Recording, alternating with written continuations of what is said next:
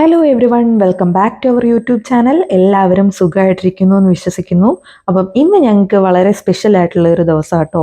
ഞങ്ങളുടെ അനിയൻ കുഞ്ഞൂസിൻ്റെ തുലാഭാരം നടത്തുന്ന ദിവസമാണ് ഇന്ന്. കുറേ നാളായിട്ട് അമ്മ ഇങ്ങനെ പറഞ്ഞു വെച്ചിട്ടുണ്ടായിരുന്നു അവന് തുലാഭാരം നടത്തണമെന്നൊക്കെ.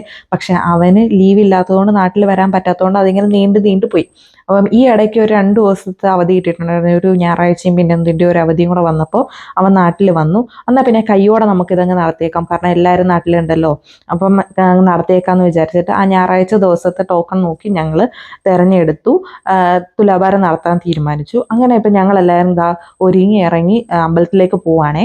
കൊട്ടാരക്കര ഗണപതി അമ്പലത്തിൽ വെച്ചിട്ടാണ് തുലാഭാരം നടത്താമെന്ന് പറഞ്ഞിട്ടുണ്ടായിരുന്നത്. അപ്പം ഞങ്ങളെല്ലാവരും റെഡി ആയിട്ട് അങ്ങോട്ടേക്ക് പോവാണ്. ഒരു 7:30 7:45 സമയമാകുമ്പോഴത്തേക്ക് തുടങ്ങുമെന്നാണ് പറഞ്ഞിരുന്നത്. അപ്പം ആ സമയത്തേക്ക് നമുക്ക് അവിടെ എത്തണമല്ലോ. അപ്പം പഞ്ചസാര വെച്ചിട്ടുള്ള തുലാഭാരം നടത്താമെന്ന് നേർച്ച നേർന്നത് കൊണ്ട് അവർ തന്നെ അത്രയും പഞ്ചസാര അവിടെ നിന്ന് അമ്പലത്തിൽ നിന്ന് തന്നെ തരാമെന്ന് പറഞ്ഞതുകൊണ്ട് ഞങ്ങൾക്ക് പ്രത്യേകിച്ച് ഇവിടെ നിന്നൊന്നും കൊണ്ടുപോകേണ്ടി വന്നില്ല. അപ്പം ഞങ്ങൾ തന്നെ അവിടെ ചെന്നാൽ മതി എന്നായിരുന്നു പറഞ്ഞിരുന്നത്. അങ്ങനെ ഞങ്ങളിതാ കൊട്ടാരക്കര അമ്പലത്തിലെത്തിയിട്ടോ. അമ്മയും അച്ഛനും കൂടെ രസീതൊക്കെ എഴുതിപ്പിക്കാൻ പോയ സമയത്തിന് ഞങ്ങൾ അവന് കുറച്ച് ഫോട്ടോസൊക്കെ വേണമെന്ന് പറഞ്ഞു. അപ്പം വീഡിയോസും ഫോട്ടോസും ഒക്കെ എടുക്കാൻ വേണ്ടിയിട്ട് മാറി നിൽക്കുകയായിരുന്നു. അതിൻ്റെ ഇടയ്ക്ക് അവൻ്റെ മുഖം ശ്രദ്ധിച്ചാൽ അറിയാം, അവന് നല്ല ടെൻഷനുണ്ട്. ഞാൻ അവിടെ ചെന്നിട്ട് എന്താ ചേച്ചി ചെയ്യേണ്ടത്, ഞാൻ എന്തെങ്കിലും ചെയ്യേണ്ടി വരുമോ എന്നൊക്കെ ചോദിച്ച് ഇങ്ങനെ ഭയങ്കര ടെൻഷനായിട്ട് നിൽക്കുന്നുണ്ടായിരുന്നു കേട്ടോ.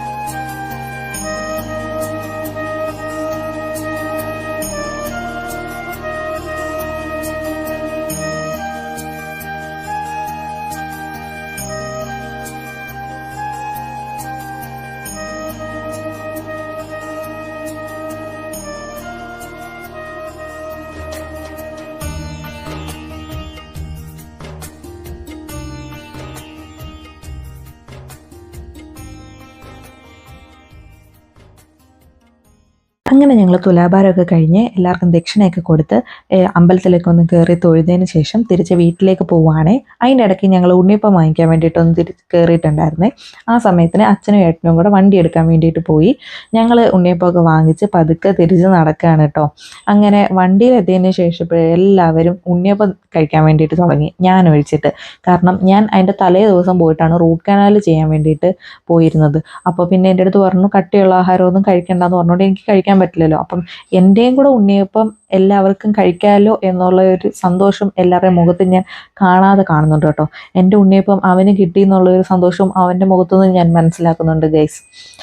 അങ്ങനെ എനിക്ക് ഉണ്ണിയപ്പം കഴിക്കാൻ പറ്റാത്ത വിഷമം ഞാൻ ഉള്ളിലൊതുക്കി തിരിച്ച് വീട്ടിലേക്ക് പോവുകയാണ്. അതിൻ്റെ ഇടയ്ക്ക് അവൻ എൻ്റെ വീഡിയോ നോക്കിയിട്ട് അവൻ്റെ മുടിയൊക്കെ ശരിയാക്കുന്നുണ്ട്. അവൻ്റെ കോളേജിലെ വിശേഷങ്ങളൊക്കെ പറയുന്നുണ്ട്.